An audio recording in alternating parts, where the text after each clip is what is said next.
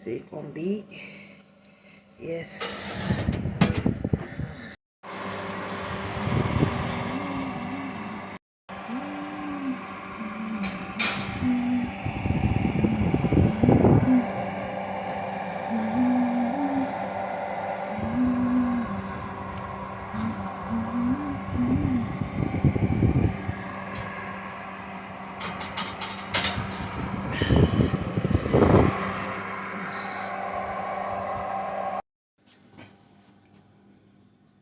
Irish potatoes, unripe plantain, roasted chicken, just hot roasted chicken.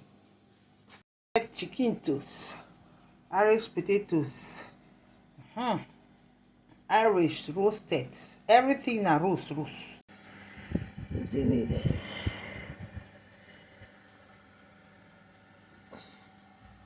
Look at the chicken.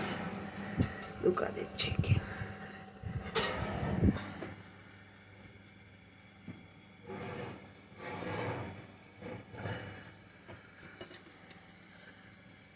So go the plantain for inside.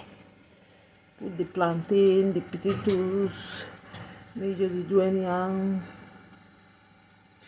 The potatoes done for up there. We need done. Time I dey clean that plantain, unripe plantain with the preparation for enter gbas inside the oven. Make go the gbas for inside. As the gbas for inside, na so the gbas. Na the side that ma do the chopping.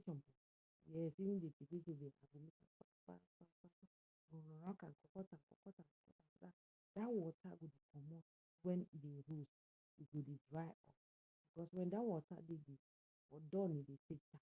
So na where you go cut am. They give you design. They say anything make your own design. My own design this one is one. If you like, you copy this design because na food. How if you cook your food, it go help you tomorrow. If you don't like, no copy. Go dey copy bad things. Yeah, go dey copy things where they know they good for life. You see this one, you go pass. You no go fit copy say, well, ma learn how to cook. Ma learn how, ma come for quintal page. Can they look as way they make it small cooking? They do it small. I'm not managing this cooking. I'm cooking real. So my people, they come for my page. No say na real cooking. I don't pretend for cooking.